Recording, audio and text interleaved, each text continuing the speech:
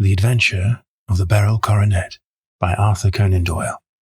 Read by Mark Young. "Holmes," said I, as I stood one morning in our bow window looking down the street, "there is a madman coming along. It seems rather sad that his relatives should allow him to come out alone." My friend rose lazily from his armchair and stood with his hands in the pockets of his dressing gown, looking over my shoulder. It was a bright, crisp February morning, and the snow of the day before still lay deep upon the ground, shimmering brightly in the wintry sun. Down the centre of Baker Street, it had been ploughed into a brown, crumbly band by the traffic, but at either end and on the heaped-up edges of the footpaths, it still lay as white as when it fell. The grey pavement had been cleaned and scraped, but was still dangerously slippery, so that there were fewer passengers than usual. Indeed, from the direction of the Metropolitan Station, no one was coming save the single gentleman whose eccentric conduct had drawn my attention. He was a man of about 50, tall, portly, and imposing, with a massive, strongly marked face and a commanding figure. He was dressed in a sombre yet rich style, in black frock coat, shining hat, neat brown gaiters, and well-cut pearl grey trousers. Yet his actions were in absurd contrast to the dignity of his dress and features, for he was running hard, with occasional little springs, such as a weary man gives who was little accustomed to set any tax upon his legs. As he ran, he jerked his hands up and down, waggled his head, and writhed his face into the most extraordinary contortions. "What on earth can be the matter with him?" I asked. "He's looking up the numbers of the houses." "I believe that he is coming here," said Holmes, rubbing his hands. "Here?" "Yes. I rather think he is coming to consult me professionally. I think that I recognize the symptoms." "Huh! Did I not tell you?" As he spoke, the man, puffing and blowing, rushed at our door and pulled at our bell until the whole house resounded with the clanging. A few moments later, he was in our room, still puffing, still gesticulating, but with so fixed a look of grief and despair in his eyes that our smiles were turned in an instant to horror and pity. For a while, he could not get his words out, but swayed his body and plucked at his hair like one who has been driven to the extreme limits of his reason. Then, suddenly, springing to his feet, he beat his head against the wall with such force that we both rushed upon him and tore him away to the centre of the room. Sherlock Holmes pushed him down into the easy-chair and, sitting beside him, patted his hand and chatted with him in the easy, soothing tones which he knew so well.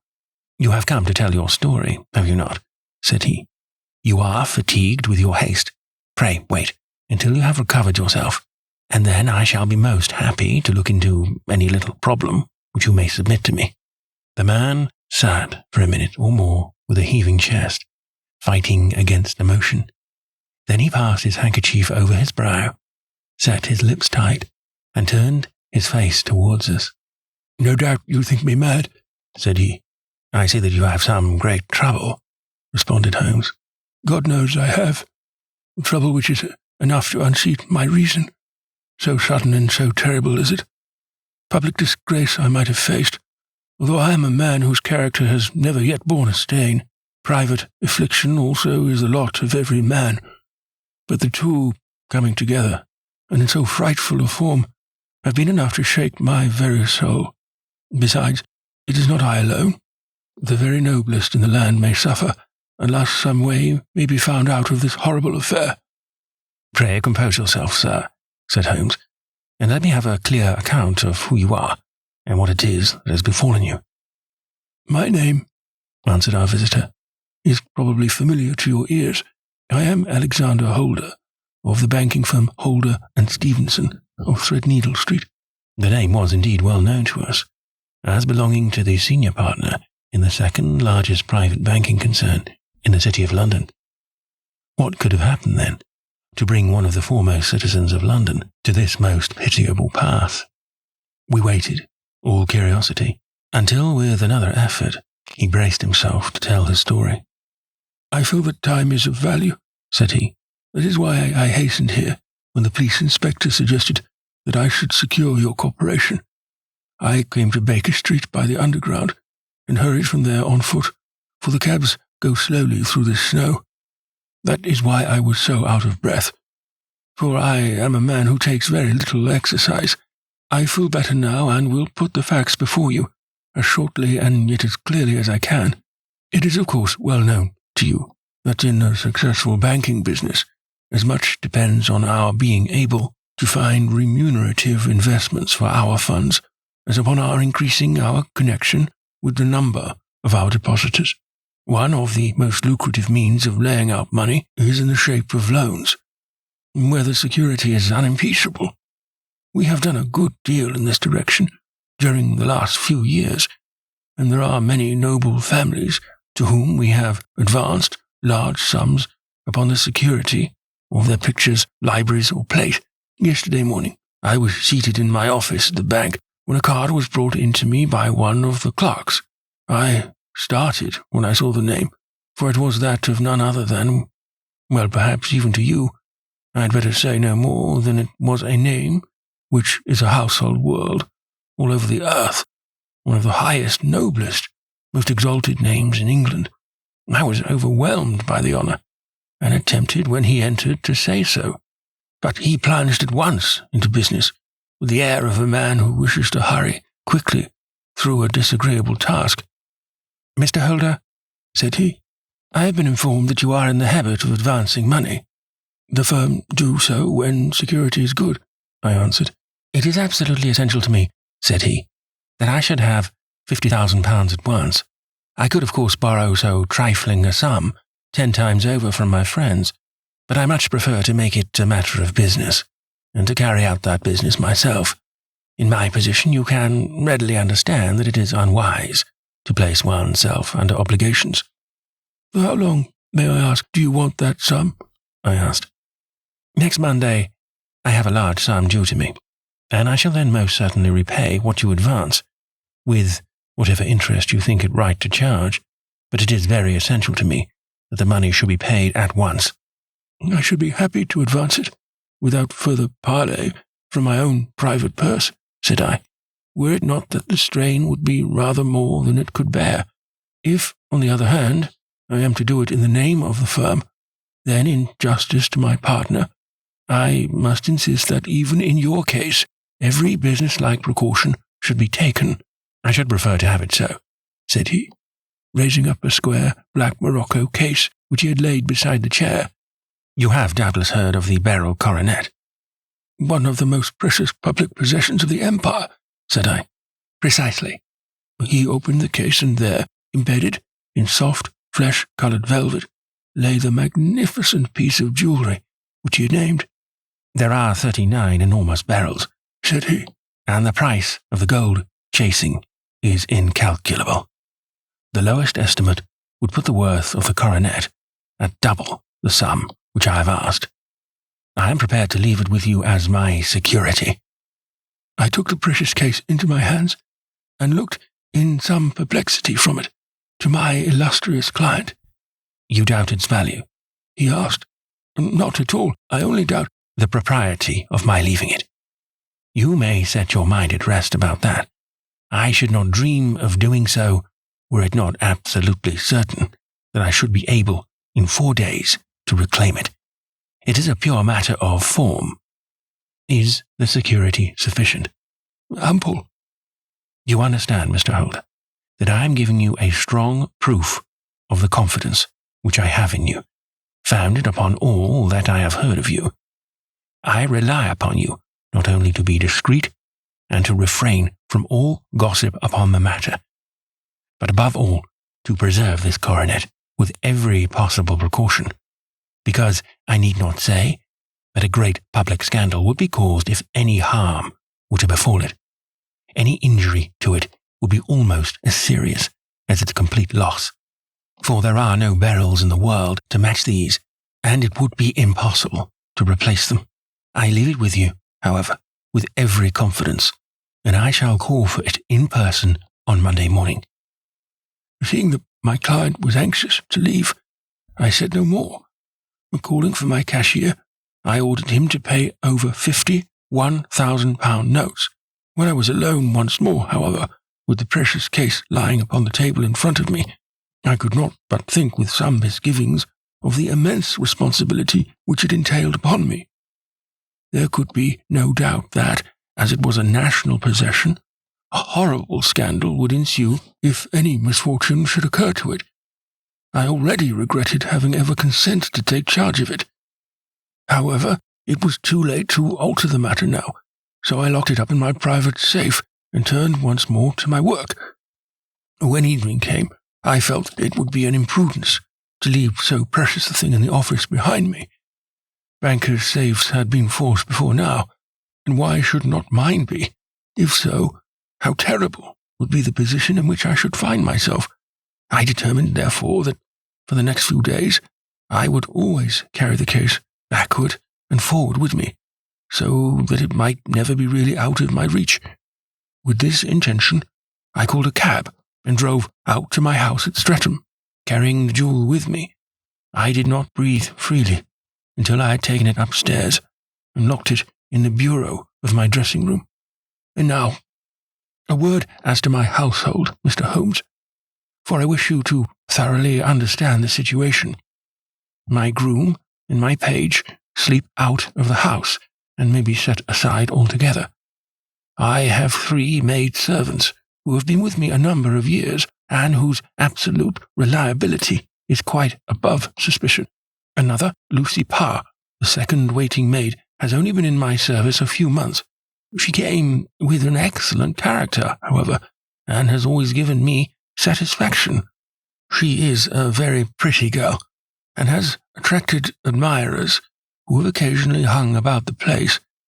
That is the only drawback which we have found to her, but we believe her to be a thoroughly good girl in every way. So much for the servants. My family itself is so small that it will not take me long to describe it. I am a widower, and have an only son, Arthur. He has been a disappointment to me, Mr. Holmes, a grievous disappointment.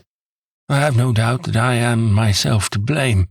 People tell me that I have spoiled him. Very likely I have. When my dear wife died, I felt that he was all I had to love. I could not bear to see the smile fade, even for a moment, from his face. I have never denied him a wish.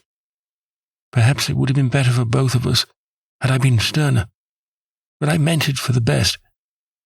It was naturally my intention that he should succeed me in my business, but he was not of a business turn. He was wild, wayward, and to speak the truth, I could not trust him in the handling of large sums of money. When he was young, he became a member of an aristocratic club, and there, having charming manners, he was soon the intimate of a number of men with long purses and expensive habits. He learned to play heavily at cards and to squander money on the turf, until he had again and again to come to me and implore me to give him an advance upon his allowance, that he might settle his debts of honour. He tried more than once to break away from the dangerous company which he was keeping, but each time the influence of his friend Sir George Burnwell was enough to draw him back again. And, indeed, I could not wonder that such a man as Sir George Burnwell should gain an influence over him, for he has frequently brought him to my house, and I have found myself that I could hardly resist the fascination of his manner. He is older than Arthur, a man of the world to his fingertips, and one who had been everywhere, seen everything, a brilliant talker, and a man of great personal beauty. Yet, when I think of him in cold blood, far away from the glamour of his presence, I am convinced, from his cynical speech and the look which I have caught in his eyes, that he is one who should be deeply distrusted. So I think, and so too thinks my little Mary, who has a woman's quick insight into character. And now, there is only she to be described. She is my niece, but when my brother died 5 years ago and left her alone in the world, I adopted her, and have looked upon her ever since as my daughter. She is a sunbeam in my house, sweet, loving, beautiful, a wonderful manager and housekeeper, yet as tender and quiet and gentle as a woman could be. She is my right hand, I do not know what I could do without her. In only one matter has she ever gone against my wishes. Twice my boy has asked her to marry him, for he loves her devotedly, but each time she has refused him. I think that if anyone could have drawn him into the right path, it would have been she, and that his marriage might have changed his whole life. But now, alas, it is too late, forever too late.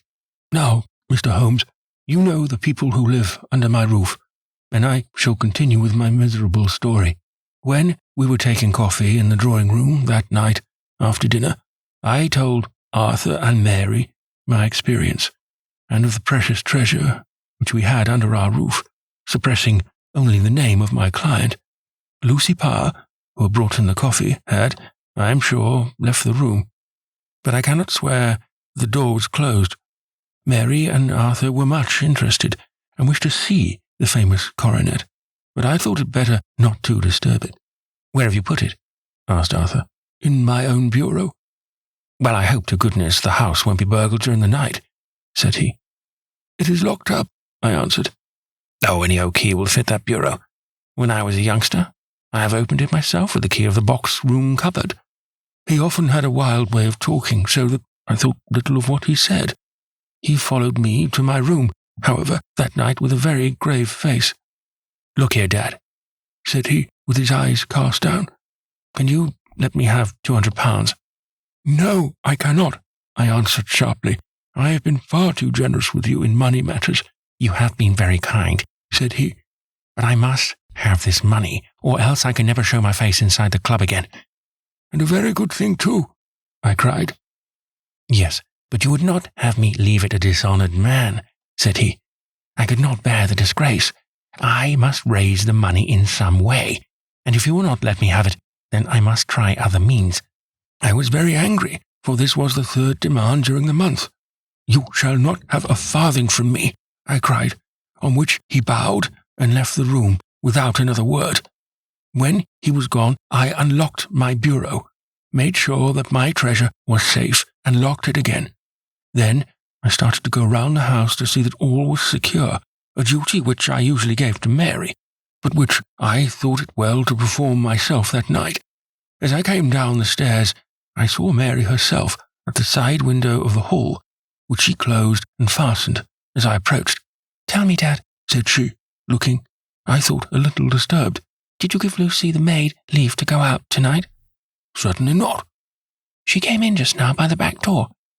I have no doubt that she has only been to the side gate to see someone, but I think that it is hardly safe and should be stopped. You must speak to her in the morning, or I will if you prefer it. Are you sure that everything is fastened? Quite sure, Dad. Then, good night. I kissed her and went up to my bedroom again, where I was soon asleep. I am endeavouring to tell you everything, Mr. Holmes, which may have any bearing upon the case, but I beg that you will question me upon any point which I do not make clear. On the contrary, your statement is singularly lucid. I come to a part of my story now in which I should wish to be particularly so. I am not a very heavy sleeper, and the anxiety in my mind tended, no doubt, to make me even less so than usual. About 2 a.m, then, I was awakened by some sound in the house. It had ceased ere I was wide awake, but it had left an impression behind as though a window had gently closed somewhere. I lay listening with all my ears. Suddenly, to my horror, there was a distinct sound of footsteps moving softly in the next room. I slipped out of bed, all palpitating with fear, and peeped round the corner of my dressing-room door. Arthur! I screamed. You villain! You thief! How dare you touch that coronet? The gas was half up as I had left it, and my unhappy boy, dressed only in his shirt and trousers, was standing beside the light, holding the coronet in his hands. He appeared to be wrenching at it, or bending it with all his strength. At my cry, he dropped it from his grasp, and turned as pale as death. I snatched it up and examined it. One of the gold corners with 3 of the barrels in it was missing. You blackguard! I shouted, beside myself with rage. You have destroyed it! You have dishonoured me forever! Where are the jewels which you have stolen? Stolen, he cried. Yes, you thief! I roared, shaking him by the shoulder. There are none missing. There cannot be any missing, said he. There are 3 missing, and you know where they are. Must I call you a liar as well as a thief? Did I not see you trying to tear off another piece? You have called me names enough, said he. I will not stand it any longer. I shall not say another word about this business, since you have chosen to insult me. I will leave your house in the morning and make my own way in the world. You shall leave it in the hands of the police, I cried, half mad with grief and rage. I shall have this matter probed to the bottom.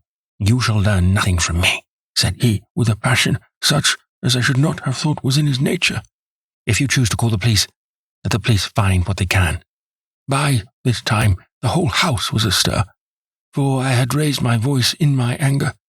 Mary was the first to rush into my room, and at the sight of the coronet and of Arthur's face, she read the whole story, and with a scream fell down senseless on the ground.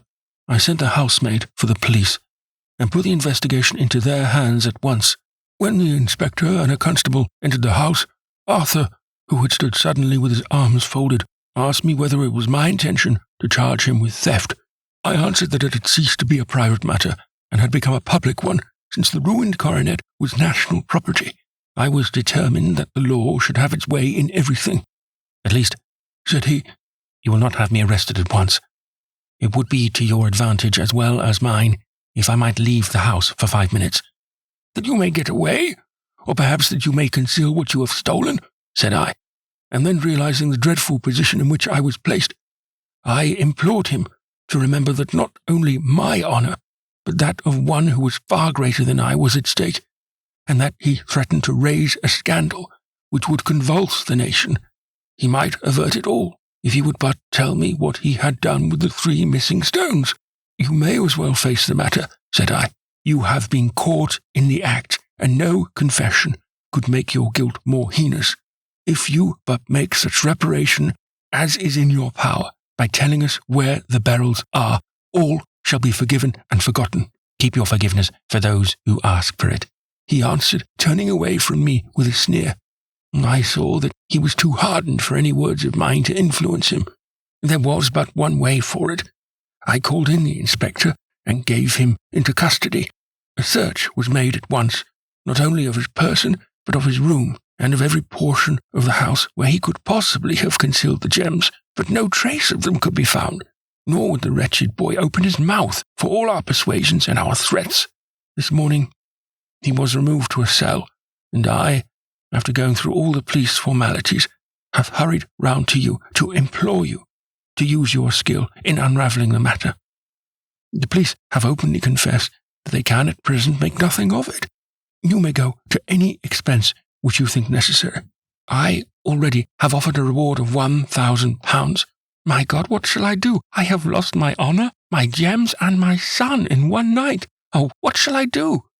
He put a hand on either side of his head and rocked himself to and fro, droning to himself like a child whose grief has got beyond words.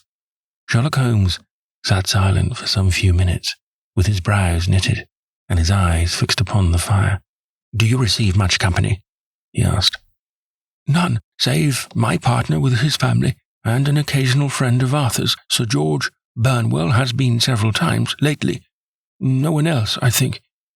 Do you go out much in society? Arthur does. Mary and I stay at home. We neither of us care for it. That is unusual in a young girl. She is of a quiet nature. Besides, she is not so very young. She is 24. This matter, from what you say, seems to have been a shock to her also. Terrible. She is even more affected than I. You have neither of you any doubt as to your son's guilt? How can we have, when I saw him with my own eyes with the coronet in his hands? I hardly consider that a conclusive proof. Was the remainder of the coronet at all injured? Yes, it was twisted. Do you not think, then, that he might have been trying to straighten it? God bless you. You are doing what you can for him and for me, but it is too heavy a task. What was he doing there at all? If his purpose were innocent, why did he not say so? Precisely. And if it were guilty, why did he not invent a lie? His silence appears to me to cut both ways. There are several singular points about the case. What did the police think of the noise which awoke you from your sleep? They considered that it must be caused by Arthur's closing his bedroom door. A likely story, as if a man bent on felony would slam his door so as to wake a household. What did they say, then, of the disappearance of these gems?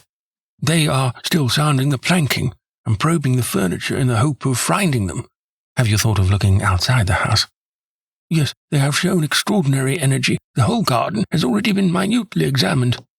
Now, my dear sir, said Holmes, is it not obvious to you now that this matter really strikes very much deeper than either you or the police were at first inclined to think? It appeared to you to be a simple case. To me, it seems exceedingly complex. Consider what is involved by your theory. You suppose that your son came down from his bed, went at great risk to your dressing room, opened your bureau, took out your coronet, broke off, by main force, a small portion of it, went off to some other place, concealed 3 gems out of the 39 with such skill that nobody can find them, and then returned with the other 36 into the room in which he exposed himself to the greatest danger of being discovered. I ask you now, is such a theory tenable? But what other is there? Cried the banker, with a gesture of despair. If his motives were innocent, why does he not explain them? It is our task to find that out, replied Holmes. So now, if you please, Mr. Holder, we will set off for Streatham together, and devote an hour to glancing a little more closely into details. My friend insisted upon my accompanying them in their expedition, which I was eager enough to do, for my curiosity and sympathy were deeply stirred by the story to which we had listened.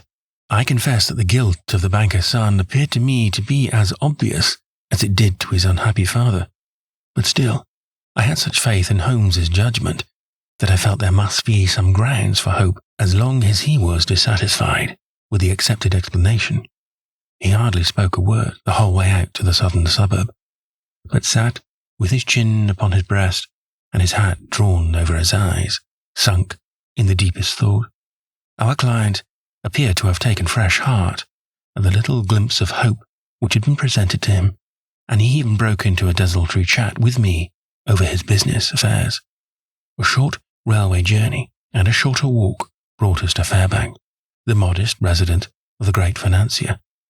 Fairbank was a good-sized square house of white stone, standing back a little from the road, a double-carriage sweep with a snow-clad lawn stretched down in front to 2 large iron gates, which closed the entrance. On the right side was a small wooden thicket, which led into a narrow path between 2 neat hedges, stretching from the road to the kitchen door, and forming the tradesman's entrance.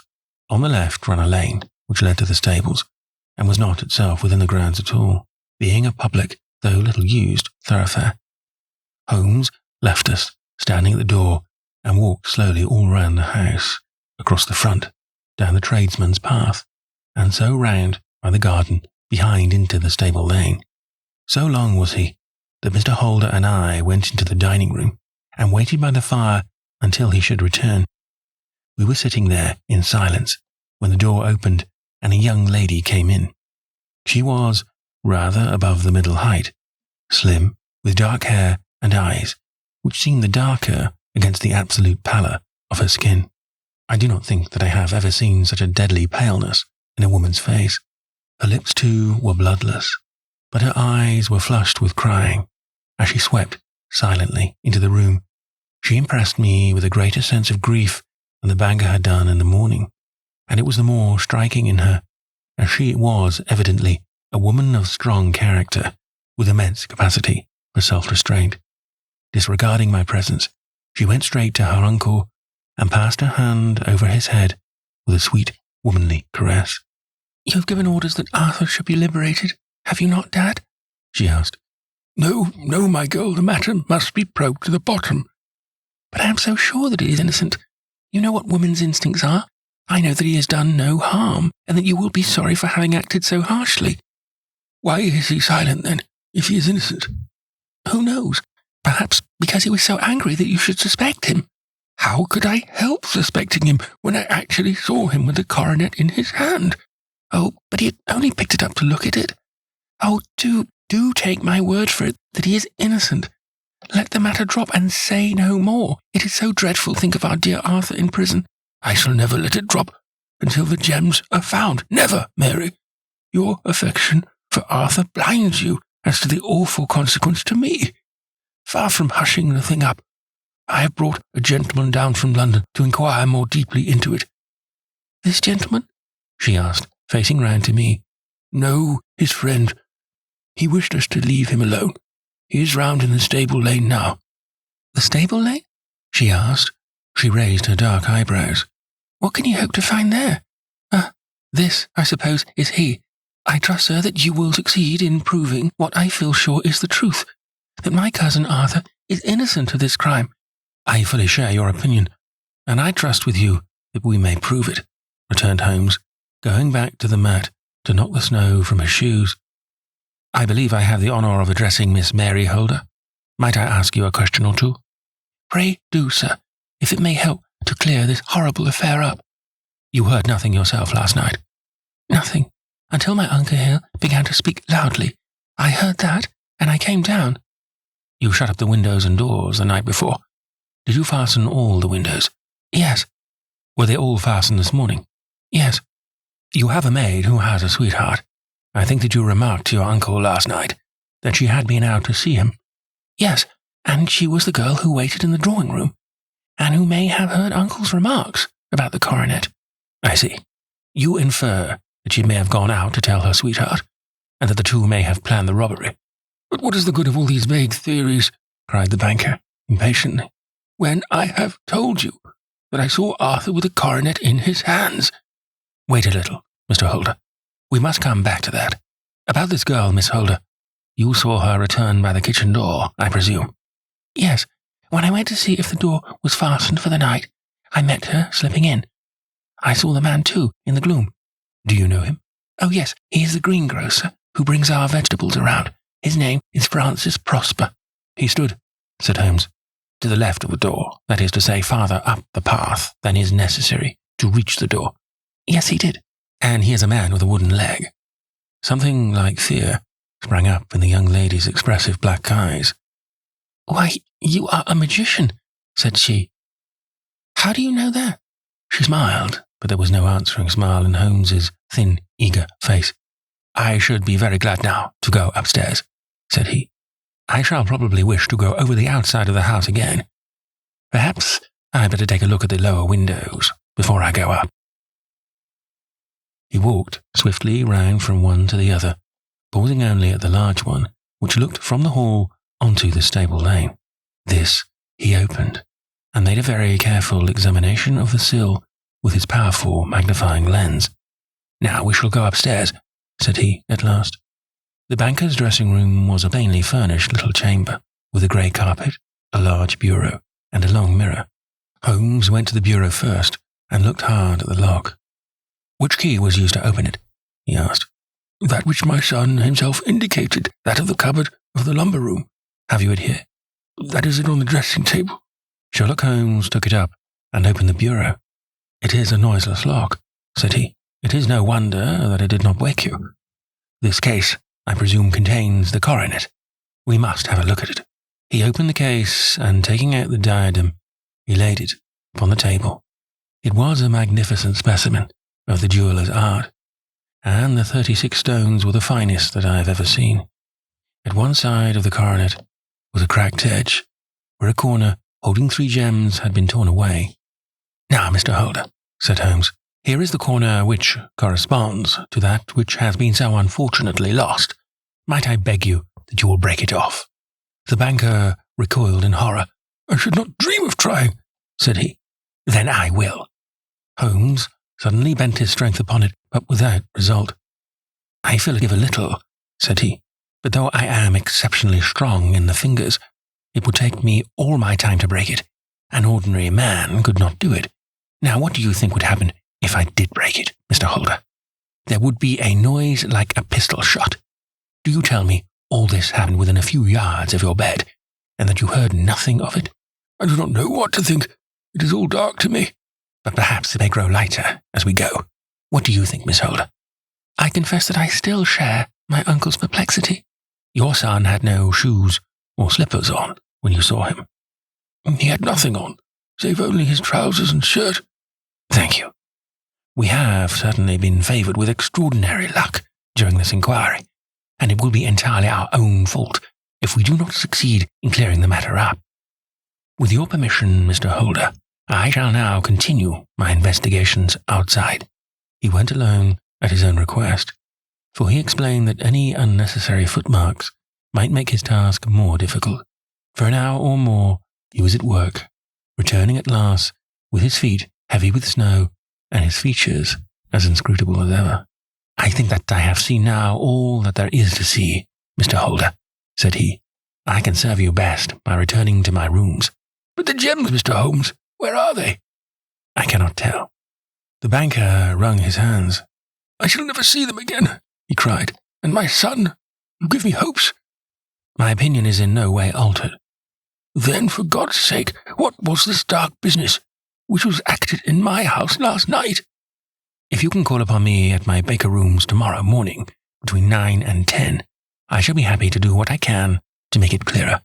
I understand that you give me carte blanche to act for you, provided only that I get back the gems, and that you place no limit on the sum I may draw." "I would give my fortune to have them back." "Very good. I shall look into the matter between this and then. Goodbye. It is just possible that I may have to come over here again before evening." It was obvious to me that my companion's mind was now made up about the case, although what his conclusions were was more than I could even dimly imagine. Several times during our homeward journey, I endeavoured to sound him upon the point, but he always glided away to some other topic, until at last I gave it over in despair. It was not yet 3. We found ourselves in our room once more.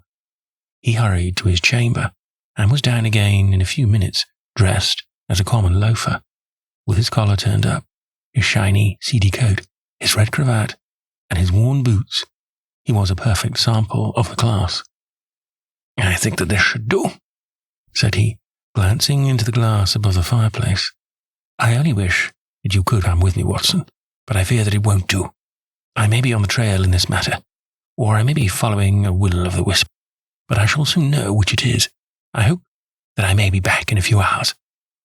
He cut a slice of beef from the joint upon the sideboard, sandwiched it between 2 rounds of bread, and thrusting this rude meal into his pocket, he started off upon his expedition.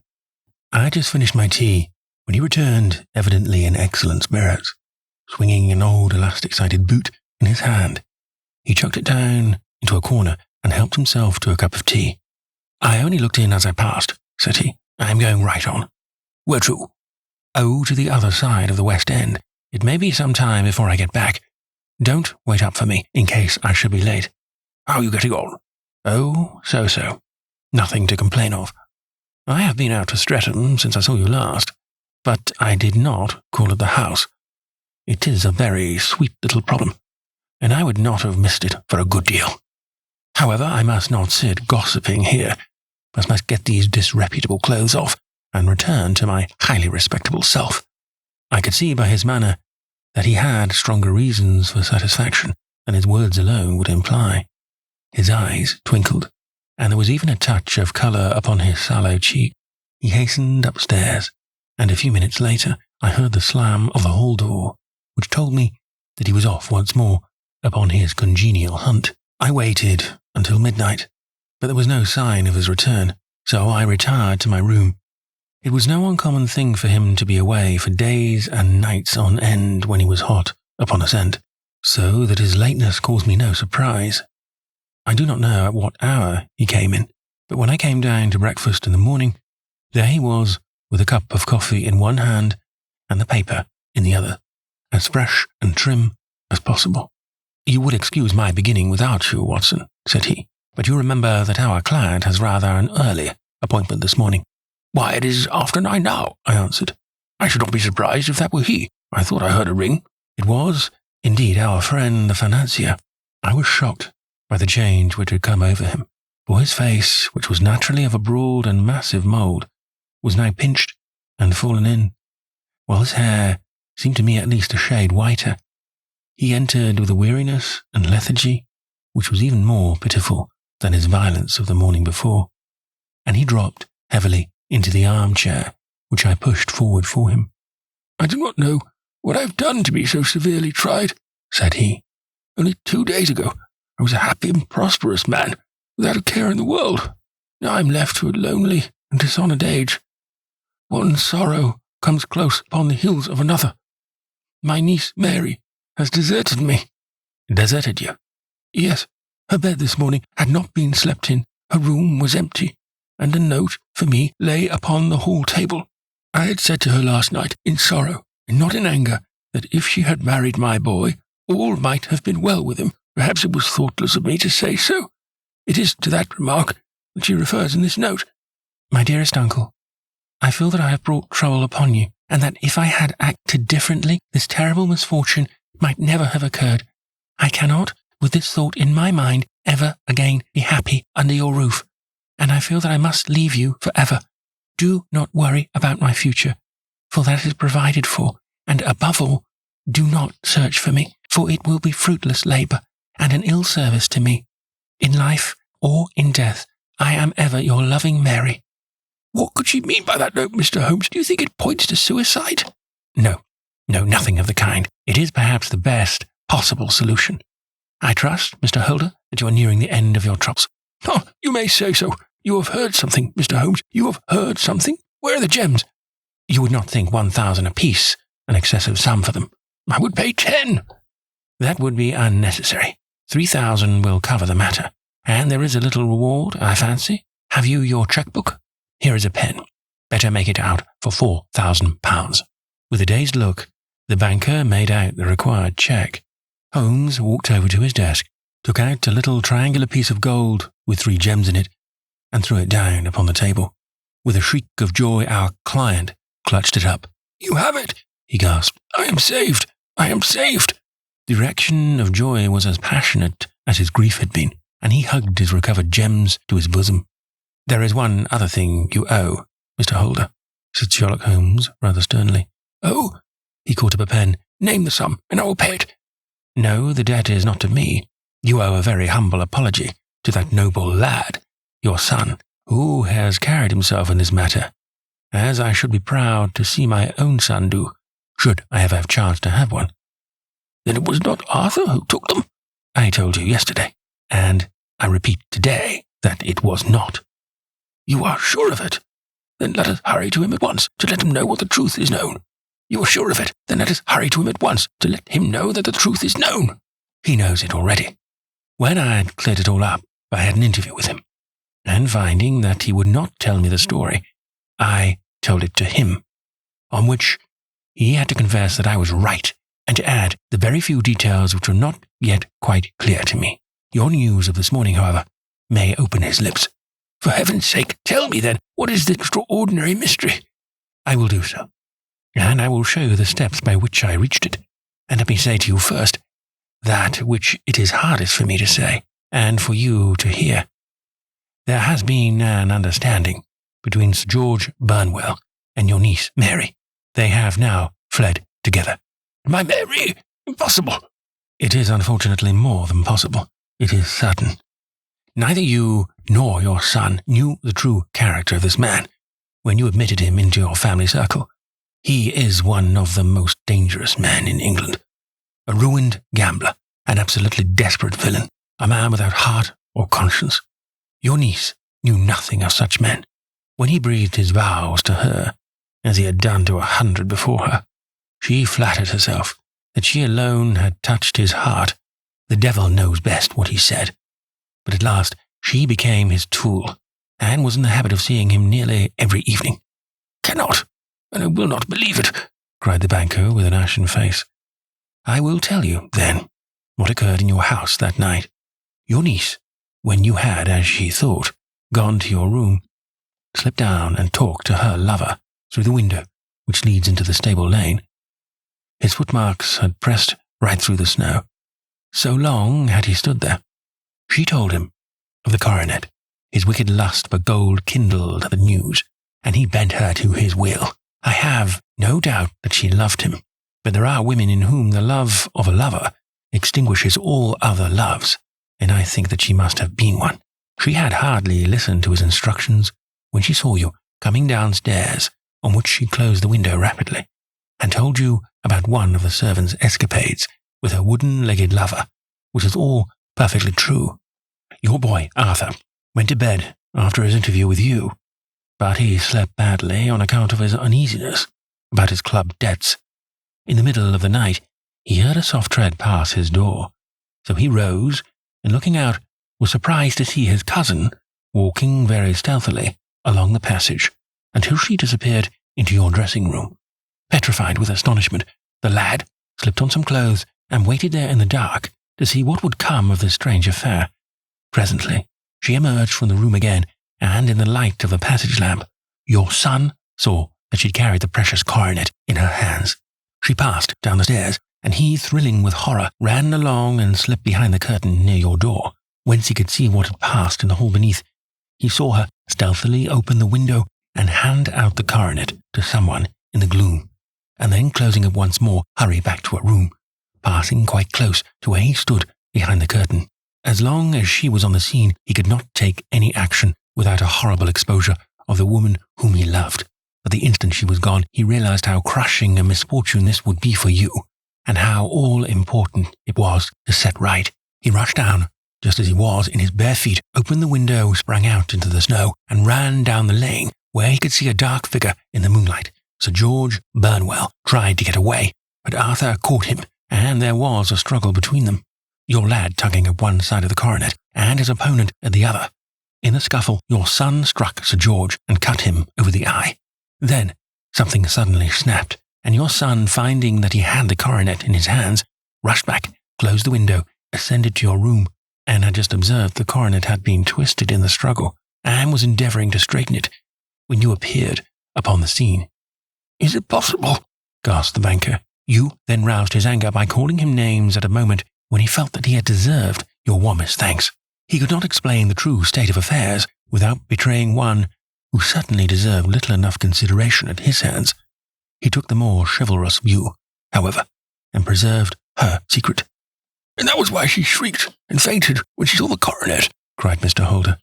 "Oh, my God, what a blind fool I've been! And his asking to be allowed to go out for 5 minutes. The dear fellow wanted to see if the missing piece were at the scene of the struggle. How cruelly I have misjudged him." "When I arrived at the house," continued Holmes, "I at once went very carefully round it to observe if there were any traces in the snow which might help me. I knew that none had fallen since the evening before, and also that there had been a strong frost to preserve impressions. I passed along the tradesman's path, but found it all trampled down and indistinguishable. Just beyond it, however, at the far side of the kitchen door, a woman had stood and talked with a man, whose round impressions on one side showed that he had a wooden leg. I could even tell that they had been disturbed, for the woman had run back swiftly to the door, as was shown by the deep toe and light heel marks, while wooden leg had waited a little, and then had gone away.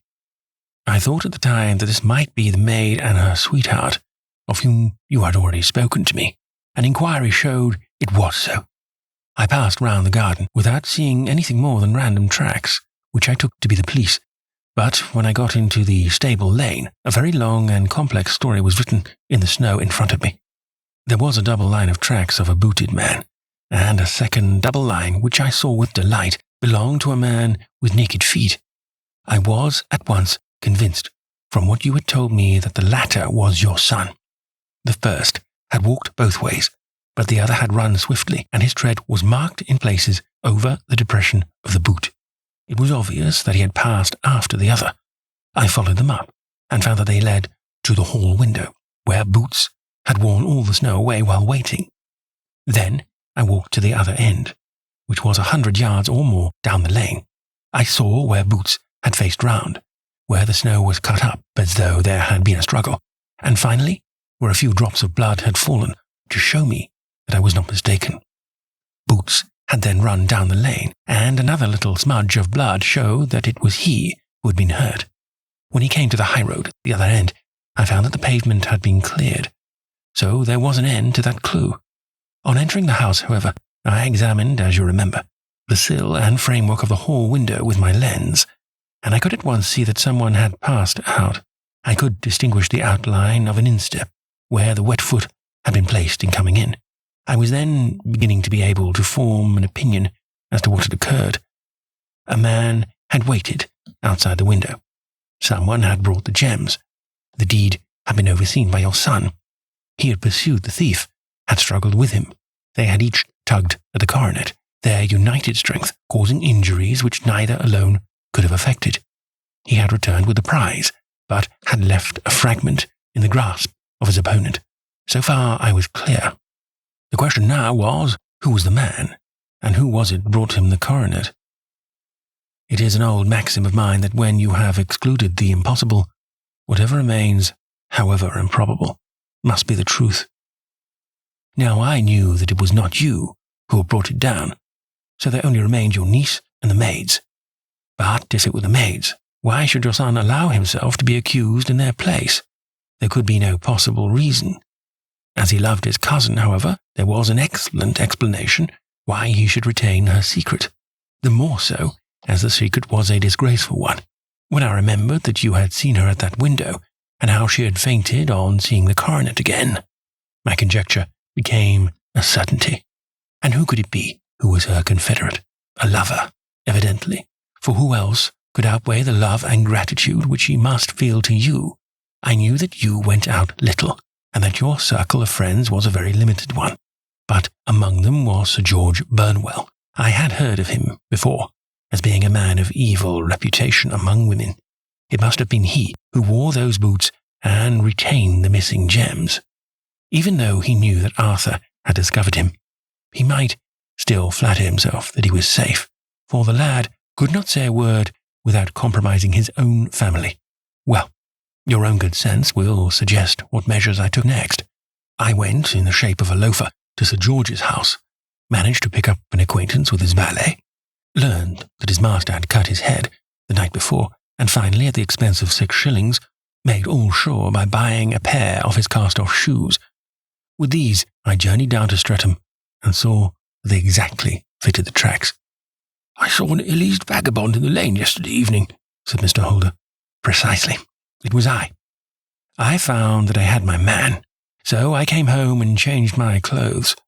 It was a delicate part which I had to play then, for I saw that a prosecution must be avoided to avert scandal, and I knew that so astute a villain would see that our hands were tied in the matter. I went and saw him. At first, of course, he denied everything, but when I gave him every particular that had occurred, he tried to bluster and took down a life-preserver from the wall. I knew my man, however, and I clapped a pistol to his head before he could strike. Then he became a little more reasonable.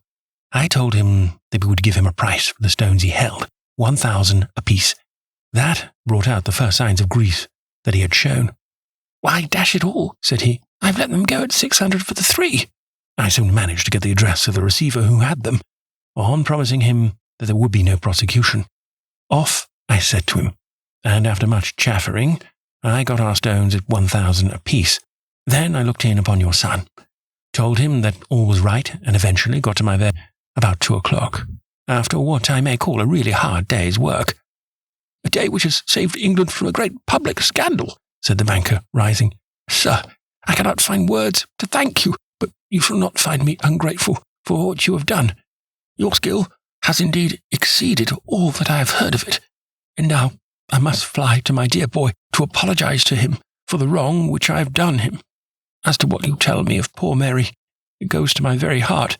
Not even your skill can inform me where she is now." "I think that we may safely say," returned Holmes, "that she is wherever Sir George Burnwell is.